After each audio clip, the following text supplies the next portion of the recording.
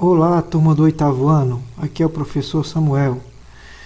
Vamos iniciar nossa terceira aula de física. Na aula de hoje, nós vamos falar sobre termologia. Bom, a própria palavra, ela já indica que é o estudo da temperatura, certo? Então, vendo aqui o enunciado, temos que a termologia é o estudo científico dos fenômenos relacionados ao calor e à temperatura, como transferência de calor, equilíbrio térmico, transformações sofridas por gases, mudanças de estado físico e etc. Veremos cada um desses conceitos nesse conteúdo de termologia. Bom, onde nós podemos ver termologia envolvida? Quando, por exemplo, nós aquecemos uma barra de metal, né? Ela vai sofrendo, né, o aquecimento e, consequentemente, vai incandescendo. Bom, por quê? Analisando fisicamente essa experiência, nós vemos que a matéria em si, ela é composta de pequenas partículas, chamadas átomos. São partículas elementares que compõem tudo que existe à nossa volta. Tudo que é matéria, certo? Tudo que existe, tudo que é matéria, e matéria a gente sabe que é tudo que tem corpo e ocupa um lugar no espaço. Então, tudo que é matéria é composto de átomos, é feito de átomos, certo? Então, essas partículas elementares que compõem a matéria, seja matéria inorgânica ou inorgânica, tudo é feito de átomos. Então, quando se eleva a temperatura do metal, ele superaquece. Os átomos desse corpo vibram de determinadas frequências, vão de frequências mais baixas até frequências mais altas, até eles sofrerem essa mudança de cor em decorrência da elevação da temperatura.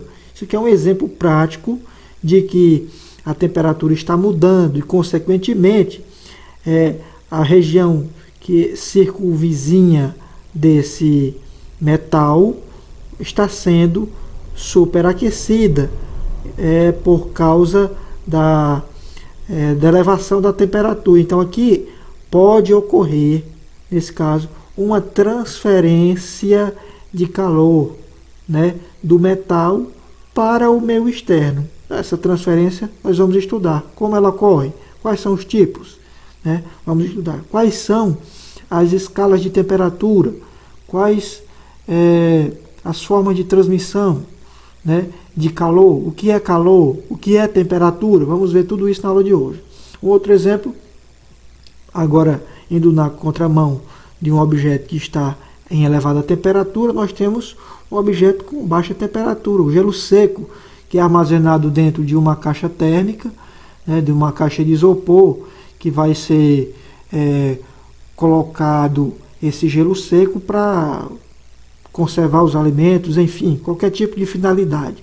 Então, o gelo seco ele está a uma temperatura muito baixa, né? Ou seja, diferentemente de um objeto que está com elevada temperatura, onde as partículas que compõem este corpo aqui, né, elas estão vibrando com uma intensidade alta, ou seja, os átomos estão, né, vibrando por causa da elevação da temperatura, e essa alta vibração produz a chamada elevação da temperatura e ocorre justamente essa transmissão de energia térmica para o meio. Então isso é chamado de calor, certo? Essa transmissão de energia térmica entre corpos, tá? Então as partículas aqui, elas vibram em alta frequência, certo? Em alta frequência. Diferentemente daqui, os átomos que compõem o gelo, qualquer gelo, gelo seco, não existe só gelo de água, existe gelo de qualquer coisa. Então, as partículas que compõem esse gelo aqui, elas têm baixa vibração, certo? A frequência com que os átomos dessas partículas vibram, ela é muito baixa. Por isso que a temperatura também é baixa, certo? A temperatura é baixa e por isso existe pouca transmissão de energia térmica, né, para corpos que estão em baixa temperatura. Então, é mais fácil que eles recebam calor do que transfiram calor, do que transmitam calor. Tá bom? Feito este preâmbulo, vamos dar sequência à nossa aula. O que é termometria? Certo? Bom, termometria, pessoal, é uma parte da termologia que vai estudar as escalas termométricas, certo? Porque agora nós temos que saber o conceito de temperatura. O que é temperatura? Em termos de definição, temperatura é uma grandeza associada ao grau de agitação das partículas que compõem um corpo, ou seja, o grau de agitação dos átomos, das moléculas de um gás, por exemplo, tá bom? Quanto mais agitadas as partículas de um corpo, maior será a sua temperatura, como que eu falei na aula anterior. Quer dizer, na aula anterior não, no quadro anterior, né, quando eu expliquei que o ferro, por conduzir eletricidade e calor com maior eficiência, ele vai vibrar, as partículas, os átomos do ferro vão vibrar de maneira intensa, que vai elevar a sua temperatura, certo? Então a temperatura já nada mais é do que o grau de agitação das partículas que compõem esse corpo, tá bom? E para calcular, para aferir a temperatura, ou seja, o grau de agitação dessas partículas, das moléculas, enfim, nós temos um aparelho muito convencional, muito comum no nosso cotidiano, né? Por exemplo, para medir a nossa temperatura, certo? Nós utilizamos o termômetro de mercúrio, né? Dentro desse termômetro eu tenho um metal líquido chamado mercúrio, onde ele vai gradativamente subindo o nível de acordo com a escala identificada no próprio aparelho, quando a temperatura de determinado corpo no qual está sendo aferida a temperatura, esse líquido vai subindo quanto maior for a temperatura. Por exemplo, nós seres vivos, humanos, temos a capacidade de ser homeotermos, ou seja, nossa temperatura é constante, em torno de 37 graus Celsius, quase 37 graus Celsius. Então, para aferir a nossa temperatura, temos o termômetro de mercúrio. Nós colocamos debaixo do braço, né, na boca, enfim. Também tem outro tipo de termômetro, que é o termômetro digital, certo? Que é esse aqui, o da figura direita. É muito comum também para medir a temperatura de qualquer corpo, somente fazendo a leitura digital, tá bom? Quais as principais escalas termométricas? Bom, aqui nós temos as principais escalas termométricas. A escala Celsius, a escala Fahrenheit e a escala Kelvin. A escala Celsius, ela é muito famosa, muito conhecida mundialmente. E é a principal escala adotada na maioria dos países, né? Para efeito de estudos convencionais, como temperatura ambiente, a temperatura corporal, enfim, qualquer tipo de temperatura, por mais que existam outras escalas e que possam ser estabelecidas outras escalas, é comum nós verificarmos que a escala Celsius ela é muito mais fácil de ser analisada do ponto de vista de sua própria função, né? A partir do ponto triplo da água, que nós vamos ver aqui daqui a pouco. Então a escala Celsius, muito adotada no Brasil, né? É adotada no Brasil e na maioria dos países. A escala Fahrenheit é uma escala americana de temperatura, né? Ela é peculiar dos Estados Unidos, certo? Ela é graduada em 180 partes, certo? Vou já explicar. E temos aqui a última escala, que é a escala Kelvin. Essa escala, a escala Kelvin, ela é a escala do Sistema Internacional de Unidades. É uma escala científica, certo? Que para efeito de cálculos matemáticos, para determinar a temperatura, por exemplo, da superfície do Sol, a temperatura de uma reação química, né? A temperatura de um gás que está confinado dentro de um recipiente, ou seja, propriedades físicas associadas à termodinâmica, certo? E que estão ligadas à temperatura de um corpo, elas são medidas na escala Kelvin, tá bom? Então, a escala Kelvin é a escala adotada cientificamente, então é padrão do Sistema Internacional de Unidades, tá bom? Ela é a principal, a escala Kelvin, tá bom? A escala Celsius, ela varia, é claro, nós estamos adotando aqui o ponto triplo da água. O que é o ponto triplo da água? É o ponto no qual ocorrem as transformações físicas da água. Sólido, líquido, gasoso, tá bom? Sólido, líquido, gasoso. O ponto em que a água se solidifica, certo? 0 graus Celsius. O ponto em que ela sofre ebulição, 100 graus Celsius. Então, a escala Celsius, ela foi formada a partir do ponto triplo da água, de 0 a 100. Então, a escala Celsius é dividida em 100 partes, certo? 0 a 100.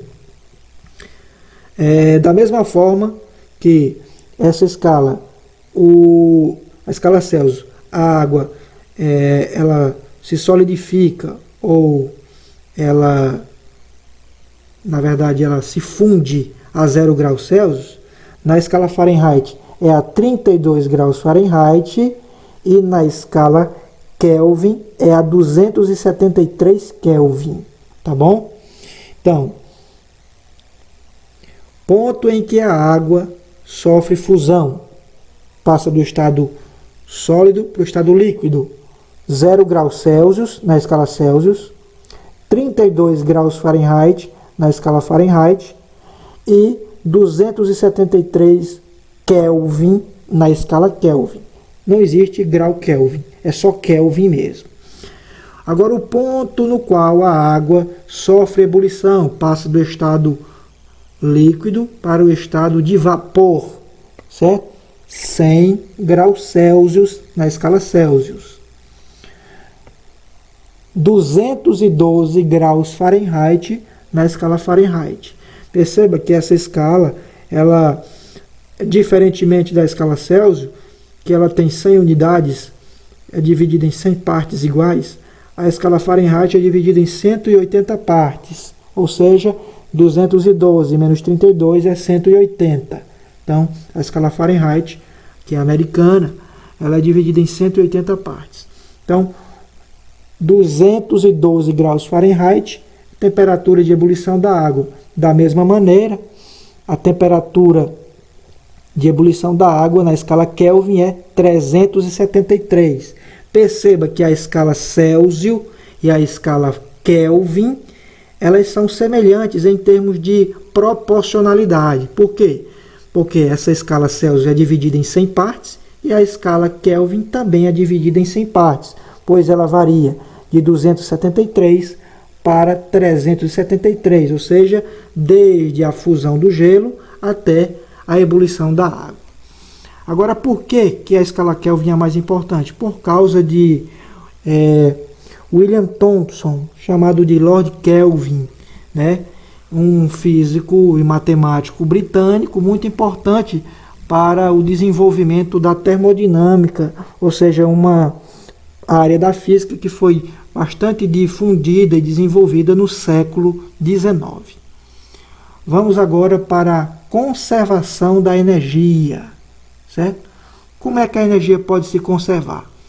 Lembra que eu falei da termodinâmica? A termodinâmica ela é muito importante para efeito de estudarmos a temperatura. E uma das pessoas que contribuíram para o desenvolvimento desse ramo da física foi James Prescott Joule.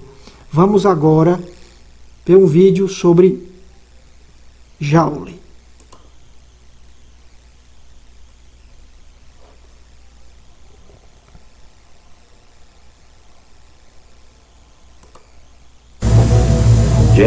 James Prescott Joule recebeu os louros pela descoberta da lei de conservação da energia. Ele não foi o primeiro a explorar essa região, mas como Colombo voltou com mapas que o resto do mundo pôde seguir com confiança.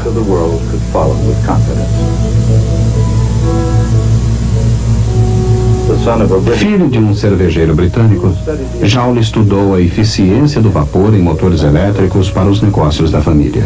Ele elaborou um engenhoso método de medir a quantidade de energia mecânica que se transforma em calor.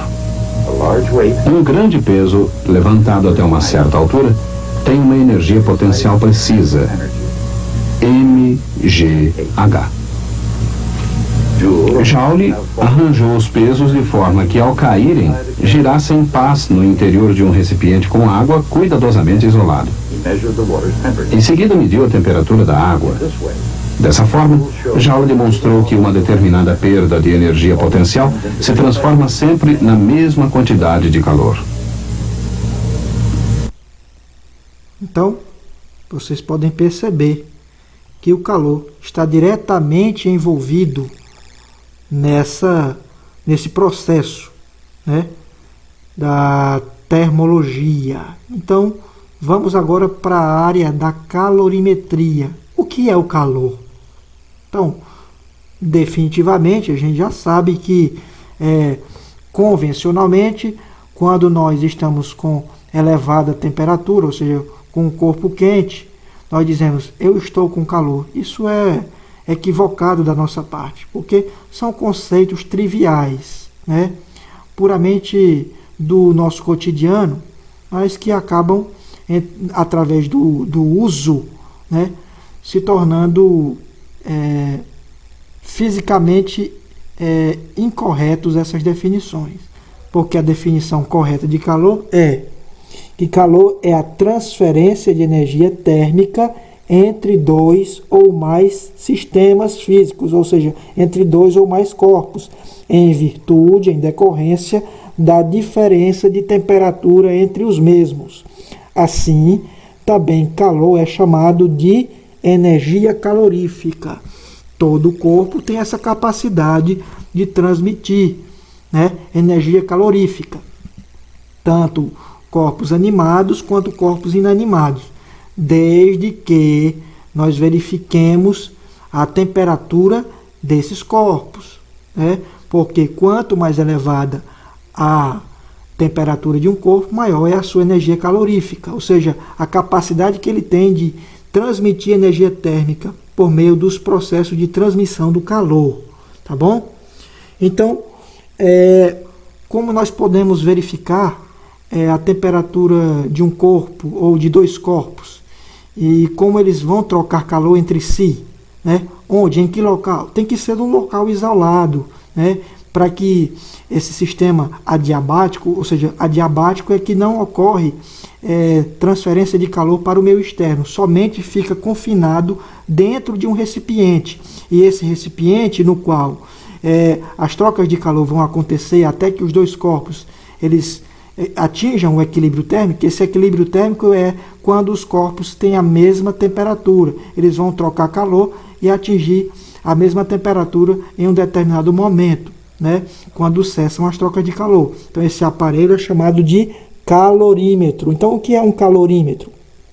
Calorímetro, pessoal, é um instrumento utilizado na medição de calor, também chamado de energia térmica, envolvida numa mudança de estado de um sistema, que pode envolver uma mudança de fase, de temperatura, de pressão, de volume, de composição química ou qualquer outra propriedade associada com as trocas de calor.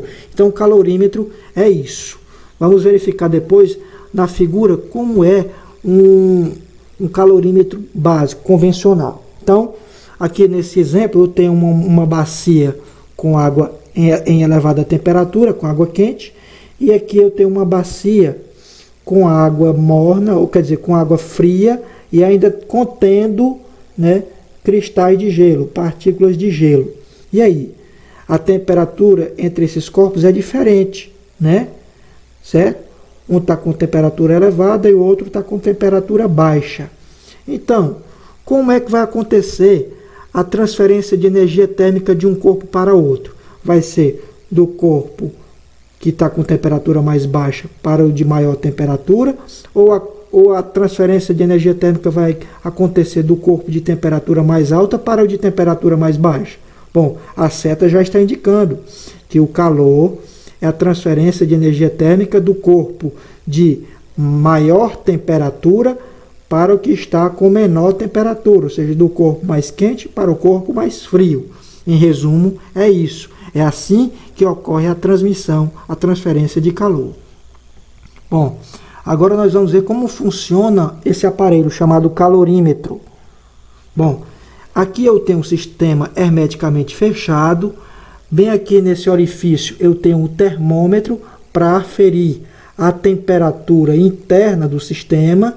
Esse sistema aqui que tem esse espaço que é preenchido por água, e dentro desse espaço são colocados 3 corpos, né? O corpo A, B, C, certo? Esse sistema é fechado totalmente para que esses corpos possam trocar calor entre si e não troquem calor com o meio externo. Por isso, ele é forrado com isopor, né? E entre a água e o isopor, eu tenho uma camada protetora, né? Que é essa camada protetora é de alumínio. Essa parte aqui, ó, certo? É de alumínio. E em volta dela eu tenho o isolante térmico, que é o isopor. O líquido aqui geralmente é água, tá bom? E aqui esses corpos que estão em diferentes temperaturas vão trocar calor entre si, ou seja, vão trocar energia térmica. A energia térmica em trânsito entre esses corpos vai ser difundida de um corpo para outro, e assim eles vão trocar calor até atingirem a mesma temperatura, ou seja, até atingirem o equilíbrio térmico. Bom, agora nós vamos verificar quais as unidades de temperatura, quer dizer, quais as unidades de calor, certo? As unidades de calor. A unidade de temperatura, nós já vimos que elas são baseadas nas escalas termométricas, grau Celsius, grau Fahrenheit ou Kelvin. Então essas são as unidades, ou a partir das escalas termométricas que nós vimos. Agora, nós vamos ver as unidades de medida de calor. Bom, calor é o quê? Calor é energia. Energia térmica em trânsito. Então, para a gente medir a energia, para a gente aferir a energia, nós temos que basear esse conceito em determinadas unidades, né? Calcular a energia térmica em trânsito por essas unidades. A mais conhecida que a gente pode ver no nosso dia a dia é a caloria, ou com o símbolo cal. O que é a caloria? Caloria, pessoal, é uma unidade de medida de energia térmica originalmente definida como a quantidade de calor necessária para elevar a temperatura de 1 grama de água de 14,5 graus Celsius para 15,5 graus Celsius. Ou seja, você vai elevar a temperatura de 1 grama de água em 1 grau Celsius para que seja verificado a existência de 1 caloria. Então, 1 caloria equivale a aproximadamente 4,186 joules. E o que é esse joules? Esse joule é outra unidade de energia. O nome joule é em homenagem a James Prescott Joule. Então, o joule, símbolo J, certo? É uma unidade tradicionalmente usada para medir energia. Ela é padrão do Sistema Internacional de Unidades, certo? Tanto energia mecânica, energia potencial, energia cinética, enfim, trabalho, tudo é medido em joule, tá bom? Ela também é utilizada para medir energia térmica como o calor, energia térmica em trânsito como o calor. Então, o calor também pode ser medido em joule. No Sistema Internacional de Unidades, o SI, todo trabalho ou energia são medidas em joule. Um joule equivale a 0,239 calorias. Tá bom, pessoal? A outra unidade é o BTU, que ela é muito comum nos Estados Unidos e na Grã-Bretanha. É o acrônimo de British Thermal Unit, ou seja, unidade térmica britânica.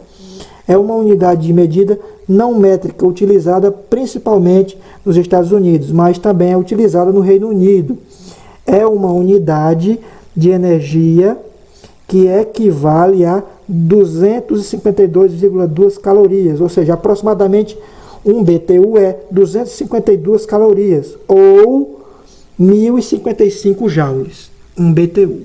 Então, essas três são as unidades básicas de energia, né? Ou seja, podem ser unidades de calor, unidades de medida de calor. Calor nada mais é do que energia térmica em trânsito. Então, quais as formas de propagação do calor? Chegamos aqui à parte final da nossa aula. A primeira é condução, a segunda é convecção e a terceira é irradiação. Essas são as três formas de propagação do calor. Primeiro, por condução. O calor ele pode ser propagado através da condução térmica. E o que é a condução térmica? A energia calorífica é transmitida por meio de corpos sólidos que aquecem, seja pelo calor do fogo, pelo contato com outro mais quente, enfim. Tem que haver um contato. Assim, quando aquecemos um corpo sólido, a energia cinética aumenta, como a barra de ferro aquecendo lá, né? E, consequentemente, a agitação das suas partículas. Podem ser átomos ou moléculas. Então, a energia que é transmitida através da condução, ou seja, o calor que se propaga através da condução térmica, tem que ser verificado a partir do contato, certo? Que, por exemplo, pode ser verificado aqui num cafezinho. O café que está dentro da xícara, quente, né? O café quente aquece a xícara. Então, o calor transmitido do café para a xícara e o pires é transmitido por meio da condução térmica. E isso é a condução térmica. Bem como o ferro de passar, que aquece devido à resistência elétrica interna do seu circuito, por onde passa uma corrente elétrica e aquece o metal, o ferro, né?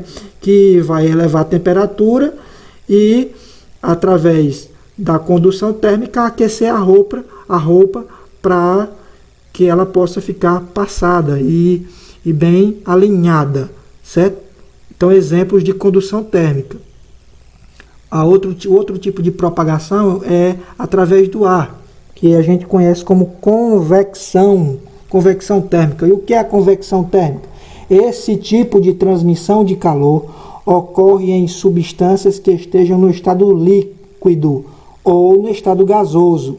Criam-se correntes ou vórtices circulares chamadas de correntes de convecção, vórtices de convecção, as quais são determinadas pela diferença de densidade e também de pressão entre os fluidos envolvidos, né? Que um pode estar mais quente e o outro pode estar mais frio. E é assim que ocorre a formação das nuvens, né?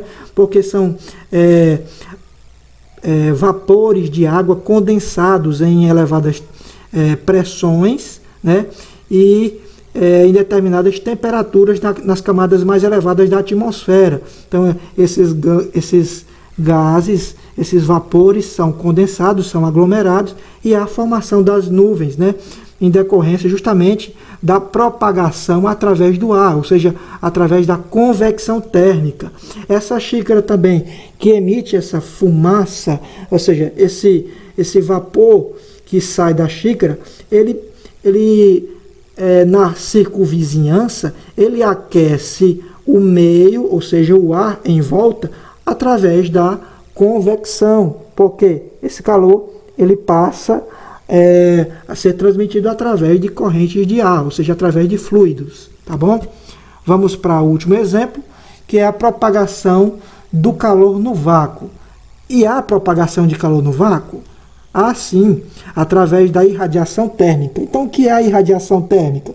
Então, por meio das ondas eletromagnéticas ou ondas de calor, né, de um corpo, ocorre a transferência de energia térmica. Então, essa transferência de energia térmica também é chamada de irradiação térmica, que pode ocorrer através de ondas eletromagnéticas. Essas ondas eletromagnéticas são chamadas de ondas infravermelhas ou radiação infravermelha. Então, todo o corpo pode emitir esse tipo de radiação. As partículas elétricas, elas vão vibrar e, consequentemente, elas vão ter energia cinética, e essa energia cinética pode elevar a temperatura do corpo e, assim, ele transmitir calor através do vácuo, como o que ocorre no Sol. Tá vendo? Os ventos solares, partículas elétricas carregadas, podem ser elétrons ou